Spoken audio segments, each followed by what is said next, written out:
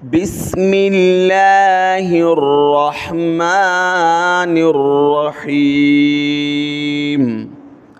تختی نمبر 6 مشق حرکات و تنوین. سین پیش سو، را پیش رو، سورو، را دو پیش رن، سرورن، وقف سرور.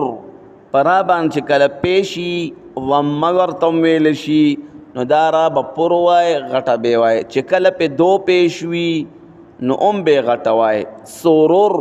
سین پیش سو، را پیش رو، سرو، را دو پیش رن، سرورن، وقف سرور.